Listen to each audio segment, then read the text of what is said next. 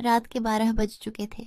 भाई ने धीरे से मेरे कमरे का दरवाज़ा खोला और अंदर आकर मुझे सोता हुआ देखकर अंदर से दरवाजे की कड़ी लगा दी। मैं भी सोने का नाटक ही कर रही थी। कमरे में हम दोनों के सिवा और कोई भी नहीं था। मुझे अच्छे से मालूम था कि मेरा भाई आधी रात को मेरे कमरे में किस लिए आया है। मैं भी बिस्तर पर आंख बंद करके ऐसी पड़ी थी जैसे बहुत ही गहरी नींद में हूँ। उसके बाद जो भाई मेरे साथ करने वाला था वो मुझे मालूम था, पर मैं भी उसे रोकने की कोशिश नहीं करती थी। क्यों नहीं रोकती थी, इसका जवाब आपको कहानी में आगे मिलेगा। आखिर ये सब कैसे शुरू हुआ और भाई को सबसे ज़्यादा मेरे में क्या पसंद था। पूरी कहानी जानने के बाद आपके होश उड़ जाएंगे कि कैसे उसने मुझे सिर्फ अपनी उंगली से। हेलो दोस्तों, मेरी उम्र 21 साल थी। मैं सेकंड ईयर की स्टूडेंट थी। उन दिनों गर्मी शुरू हो चुकी थी, इसलिए हमें कॉलेज से छुट्टियां मिल गई थीं। रोज़ की तरह आज भी पूरे घर की सफाई करने के बाद मैं अपने बिस्तर पर आराम कर रही थी। थकावट इतनी ज़्यादा थी कि ऐसा लग रहा था जैसे पूरा बदन अकड़ गया हो। मैं अपने बिस्तर पर लेटकर सुकून पाने की कोशिश कर रही थी और हाथों से अपने सिर की मसाज कर रही थी। तभी मेरी एक कराहती आवाज़ सुनकर मेरा भाई विक्की बंद कमरे में आया और कहने लगा, क्या हुआ दीदी, तबीयत तो ठीक है? मैंने कहा, क्या बताऊं भाई, मम्मी सारा काम मेरे सर पर डालकर चली जाती है। कॉलेज की छुट्टियां क्या हुई, सारे घर की जिम्मेदारी मुझ पर आ गई है। ऊपर से मुलाजिम भी छुट्टी पर है। मुझसे नहीं होते ये घर के काम। मेरी बात सुनकर वह मेरे पास बैठ गया और कहने लगा, मेरी प्यारी बहन, कोई बात नहीं, मैं अब भी तुम्हारे लिए दूध लेकर आता हूँ, उसे पियोगी तो सुकून मिलेगा। विक्की की बात सुनकर मैं मुस्कुरा दी और कहा, बस तुम खाना बाहर से ले आना, मैं थोड़ी देर सो जाऊंगी। इसके बाद वह वापस दूध लेकर आया। उसे देखकर मुझे उस पर बहुत प्यार आया। सच में दुनिया में बहुत कम ही ऐसे भाई होते हैं जो अपनी बहनों का इतना ख्याल रखते हैं। मैंने उसे ढेर सारी दुआएं दी और उसका लाया हुआ दूध पीने लगी। दूध पीने के बाद मैंने गिलास एक साइड पर रखा और लेट गई। विक्की कहने लगा, चलो मैं तुम्हारा सिर दबा देता हूँ, तुम आराम से सो जाओ। वह मेरे सिरहाने बैठ गया और अपने हाथों से मेरा सिर दबाने लगा। मुझे धीरे धीरे सुकून मिलने लगा और दर्द भी कम होने लगा। मैं आंखें मूंद कर सोने लगी और गहरी नींद में चली गई। मुझे पता ही नहीं चला कि घंटों तक मैं सोती रही। मेरी आंख मम्मी की आवाज़ से खुली। मैं हड़बड़ाकर उठी। सिर बुरी तरह बोझिल हो रहा था। घड़ी पर नज़र डाली तो रात के 9 बज रहे थे। मुझे एकदम झटका सा लगा। बड़ी अजीब बात थी कि पापा ऑफिस से वापस आ चुके थे। शायद थकावट की वजह से मुझे वक्त का एहसास ही नहीं हुआ। जैसे ही उठकर 2 कदम चली, मुझे चक्कर आ गए। आंखों के आगे अंधेरा छा गया। अगर दीवार का सहारा न लिया होता तो यकीनन गिर जाती। फ्रेश होकर बाहर आई तो देखा खाने की टेबल पर सब मेरा ही इंतज़ार कर रहे थे। मैं जाकर आराम से कुर्सी पर बैठ गई। विक्की मुझे देखकर मेरी प्लेट में खाना डालने लगा। फिर मम्मी से कहने लगा, मम्मी, अन्नू पर काम का बोझ थोड़ा कम डाला करें। अगर अन्नू नहीं आ रही है तो उसकी जगह किसी और को रख लें। यह बेचारी सारा दिन काम करके थक जाती है। देखें तो इसकी रंगत भी पीली पड़ चुकी है। मेरी हालत वाकई ख़राब हो चुकी थी। मैं बहुत थकी हुई महसूस कर रही थी। मम्मी और पापा दोनों ही जॉब करते थे, क्योंकि सिर्फ पापा की नौकरी से घर चलाना मुश्किल था। ऊपर से हमारी पढ़ाई के खर्चे भी कुछ कम नहीं थे, इसलिए मम्मी भी उसी कंपनी में काम करती थीं जहां पापा नौकरी करते थे। मैं और विक्की कॉलेज जाते थे, मगर अभी गर्मियों की वजह से छुट्टियां थीं, इसलिए हमें घर पर ही रहना पड़ रहा था। मैंने यह बात नोट की थी कि पिछले कुछ दिनों से विक्की मेरे साथ कुछ ज़्यादा ही जुड़ गया है। जब से मेरी छुट्टियां हुई थीं, वह मेरा बहुत ख्याल रखने लगा था। अगर मैं घर का कोई काम कर रही होती तो आकर मेरी मदद करने लगता। अगर मैं थक जाती तो मेरा सिर दबाने लगता। मैं उसे मना करती, मगर वह कहता, नहीं, तुम थक चुकी हो, इतना काम करती हो, मेरा हक है कि मैं तुम्हें सुकून पहुंचाऊं। मैं भी चुपचाप लेटी रहती। लेकिन एक रात जो कुछ हुआ उससे मेरे होश उड़ गए। क्या विक्की कभी ऐसा कर सकता है?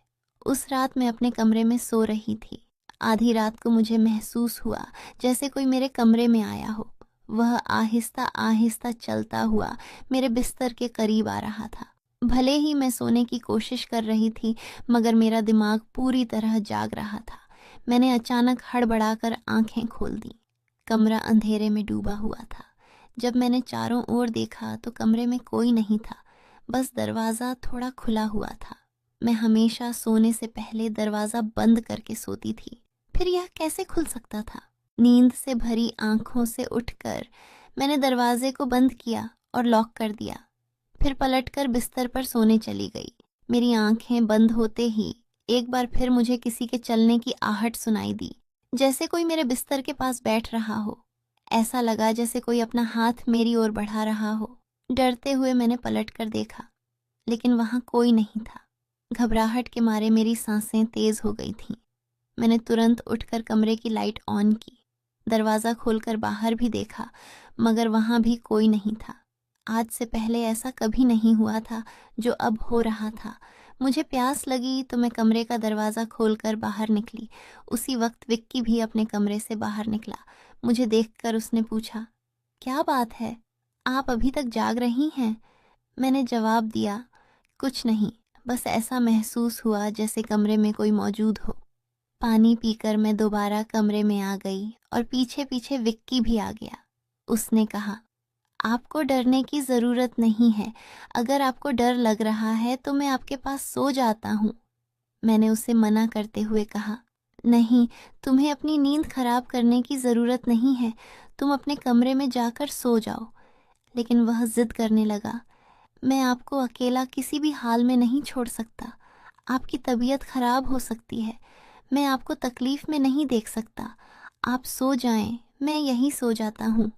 आखिरकार मैं बेड पर जाकर सो गई। उसने तकिया उठाया और सोफे पर रख कर वहीं सो गया। उस रात मुझे ऐसा महसूस हुआ जैसे कोई मेरे सिरहाने बैठकर मुझे बहुत देर तक देखता रहा हो। उसने मेरे बालों को सहलाया, मेरे चेहरे पर उंगलियां फेरीं और मैं सुकून से सोती रही। यह सब मुझे एक सपने जैसा लग रहा था। अगली सुबह जब मैं उठी तो मेरा मूड बड़ा अजीब था, लेकिन जब मैंने अपने भाई पर गौर किया तो मैं हैरान रह गई। शुक्र था कि मैंने अपने जिस्म को दुपट्टे से ढक रखा था। मेरी कमीज़ बेतरतीब हो चुकी थी। मुझे हैरत हुई क्योंकि आज से पहले मैं कभी इस तरह इतनी गहरी नींद में नहीं सोई थी। आज मैं थोड़ी खुश भी महसूस कर रही थी, लेकिन इसकी वजह समझ नहीं आ रही थी। मैंने उससे पूछा तो उसने कहा, मैं तो रोज़ ही इतना खुश होता हूँ। जिसे आप जैसी बहन मिल जाए वह क्यों ना खुश हो। घर के सारे काम निपटा कर जब मैं बैठी तो विक्की तेल लेकर मेरे पास आ गया। कहने लगा, अन्नू दीदी, अपने बाल खोल लीजिए, मैं आपके सिर में मसाज कर देता हूँ। मुझे उसकी हरकतें अजीब लगने लगीं। मैंने कहा, यह तुम्हारा काम नहीं है। जाओ, अपने दोस्तों के साथ घूमो फिरो, मुझे मसाज की ज़रूरत नहीं है। मगर उसने मेरी बात नहीं मानी और खुद ही मेरे बालों से कैचर उतारते हुए कहने लगा, आप नखरे मत किया करें। किस्मत वालों को ही ऐसे भाई मिलते हैं। जब आपका भाई आपके खूबसूरत रेशमी बालों में मसाज करना चाहता है तो आपको क्या समस्या हो सकती है। आ जाइए, मैं आपके सिर की मसाज कर देता हूँ, आपको बहुत सुकून मिलेगा। वह मुझे उठाकर कमरे में ले गया। मैं बेड पर तकिया रखकर लेट गई। मेरे बाल बेड से नीचे लटक रहे थे। वह मेरे सिरहाने बैठकर मेरे बालों की मसाज करने लगा। विक्की मुझसे 4 साल छोटा था, लेकिन मुझे नाम से ही बुलाता था। उसने कहा, आप इतनी प्यारी हैं कि आपको देखकर दिल करता है कि आप हमेशा इसी तरह मुस्कुराती रहें और मैं आपकी लाड उठाता रहूं। वह मेरे बालों की मसाज कर रहा था और उसके हाथों में जैसे जादू था। मुझे इतना अच्छा लग रहा था कि मैं धीरे धीरे नींद की वादियों में खोने लगी। तेल की खुशबू भी बहुत ज़बरदस्त थी। मैंने उससे पूछा, यह कौन सा तेल है? वह बोला, यह बहुत ही ख़ास तेल है, ख़ास आपके लिए। आपके जो इतने हसीन बाल हैं ना, यह उन्हीं बालों के लिए बना है। उसकी बातें बहुत प्यारी थीं। हालांकि मैं समझ नहीं पा रही थी कि वह किस लहजे में बात कर रहा है। बहरहाल मसाज के दौरान ही मैं गहरी नींद में खो गई। कुछ देर बाद जब मेरी आंख खुली तो मेरा पूरा बदन दर्द से टूट रहा था। ऐसा लग रहा था जैसे मेरी टांगों पर बहुत ज़्यादा वज़न रखा गया हो। पूरे बदन में दर्द सरक रहा था। मैं धीरे धीरे उठकर बैठी और आसपास देखने लगी। मेरी हालत अजीब थी। जब मैंने खुद पर गौर किया तो देखा कि मैं पूरी तरह भीगी हुई थी। जैसे किसी ने मुझे नहला दिया हो। मेरे कपड़े गीले थे, पंखा बंद था और कमरे में गर्मी थी। ये सब क्या हो रहा था? बड़ी मुश्किल से मैं बेड से उठी। मुझे चक्कर आ रहे थे, चलना मुश्किल हो रहा था। मैं अपनी हालत समझ नहीं पा रही थी। ऐसा क्यों लग रहा था कि मैंने सोया नहीं, बल्कि कोई भारी मेहनत वाला काम किया हो। बड़ी मुश्किल से चलकर मैं बाथरूम गई और फ्रेश हुई। अपनी हालत पर गौर किया तो लगा जैसे शरीर पूरी तरह थकावट से चूर था। जब मैं कमरे से बाहर निकली तो मुझे फुसफुसाने की आवाज़ें सुनाई दी। ऐसा लग रहा था जैसे कोई किसी से बात कर रहा हो। घर में मेरे और विक्की के अलावा कोई नहीं था। फिर वह किससे बात कर रहा था? मैं पहले किचन में पानी पीने गई, मगर तब तक वह फुसफुसाहट रुक चुकी थी। मैं किचन के दरवाजे के पास खड़ी थी जब मैंने बैठक से किसी को निकलते देखा। उसके हाथ में काफ़ी पैसे थे, जिन्हें देखकर वह मुस्कुरा रहा था। यह देखकर मेरे माथे पर बल पड़ गए। अगले ही पल उसकी नज़र मुझ पर पड़ी। मुझे देखकर उसने कहा, अन्नू, आप उठ गईं? मैं उसकी तरफ धीरे धीरे चल कर गई। वह हड़बड़ाकर पैसों को अपनी पैंट की जेब में डालने लगा, मगर मैंने उसका हाथ पकड़कर उन पैसों को सामने लाकर पूछा, इतने पैसे तुम्हारे पास कहाँ से आए? वह नजरें झुका चुका था। धीरे से कहने लगा, आप प्लीज पापा को मत बताना। मैं ताज्जुब में थी कि उसने यह पैसे पापा को क्यों नहीं दिए। मैंने सख्ती से पूछा तो वह सहम गया। उसने कहा, ये पैसे तो पापा के एक दोस्त ने कई साल पुराने कर्ज के रूप में लौटाए थे। मैंने सोचा था कि इनसे मोबाइल खरीद लूंगा, लेकिन उसने पैसे मुझे थमा दिए। मैंने उसे डांटते हुए कहा, हाँ, तुमने अच्छा किया। घर के हालात देखो किस कदर खराब हैं। हमारे माँ बाप दोनों नौकरी कर रहे हैं और तुम मोबाइल खरीदने की बात कर रहे हो। वह शर्मिंदा हो गया। उसी रात मैंने वे पैसे पापा को दे दिए। उस रात विक्की मुझसे कोई बात नहीं कर सका और जल्दी सोने चला गया। अगले दिन मैं किचन में काम कर रही थी जब विक्की अपने दोस्तों के साथ घर में दाखिल हुआ। मैं यह देखकर हैरान थी कि वह अपने दोस्तों को सीधा लाउंज में ले आया था। उस वक्त मैं दुपट्टा उतारकर बर्तन धो रही थी। जैसे ही वे सब हंसते हुए अंदर आए, मैंने तुरंत दुपट्टा ओढ़ लिया। मैंने उसे समझाने की कोशिश की, ये क्या तरीका है? तुम जानते हो इस वक्त मम्मी पापा घर पर नहीं हैं, फिर भी तुम इन लोगों को घर ले आए हो। विक्की तुनक कर बोला, ये मेरा घर है।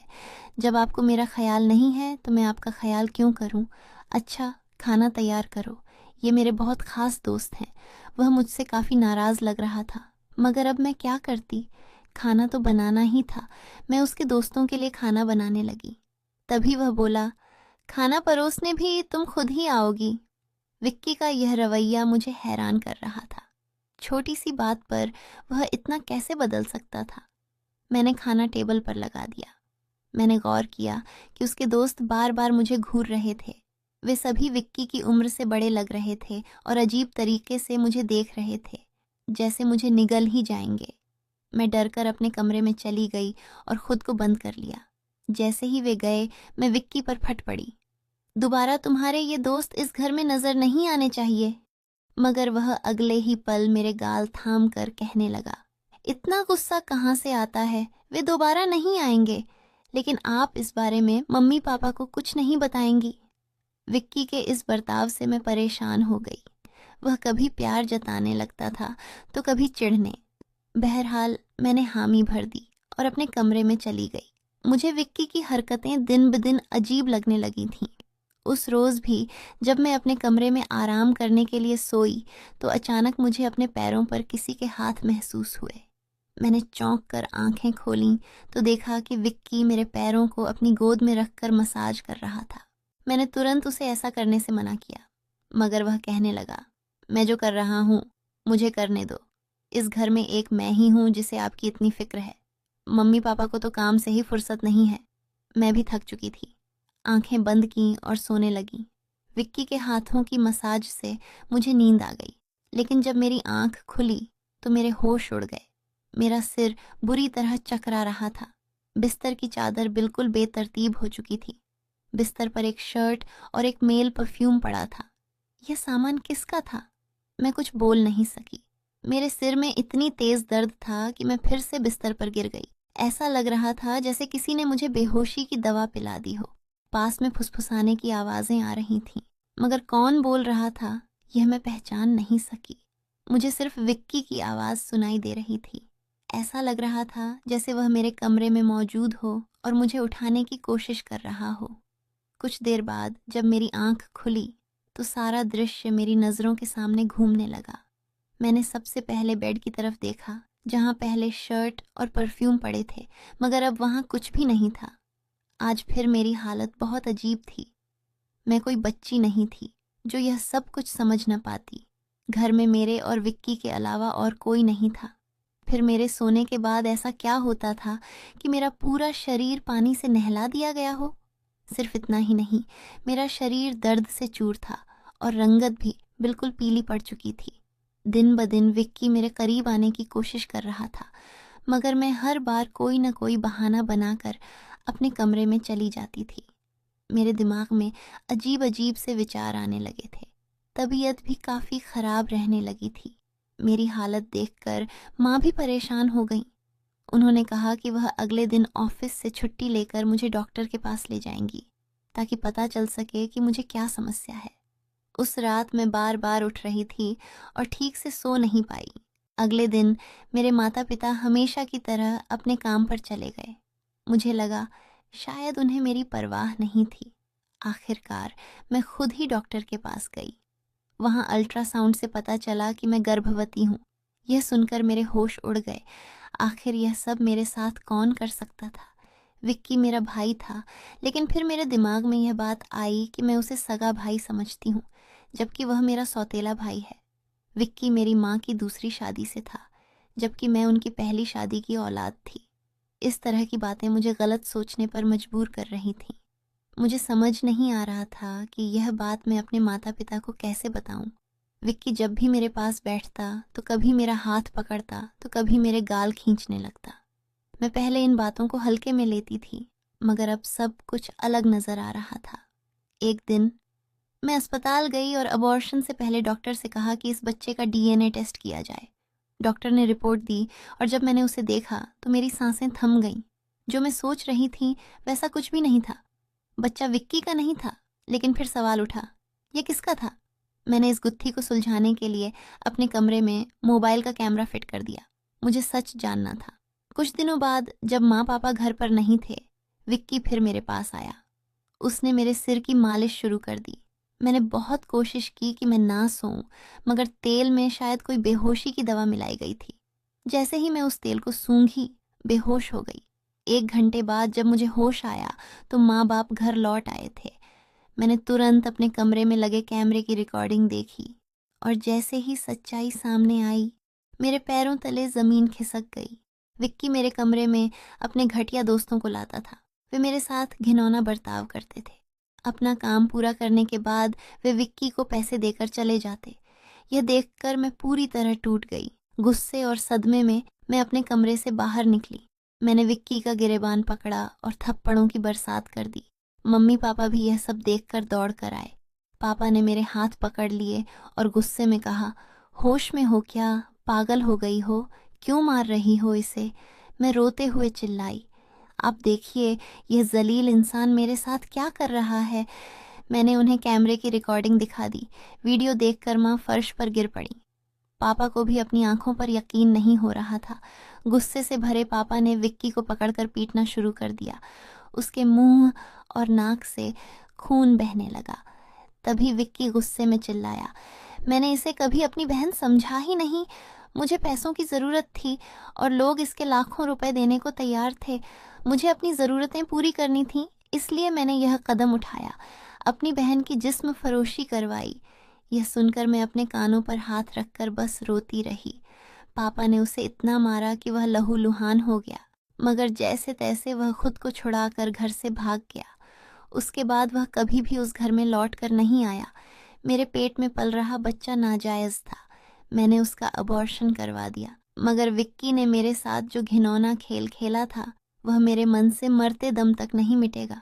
भाई वही होता है जो आपका सगा हो और आपकी इज्जत करे।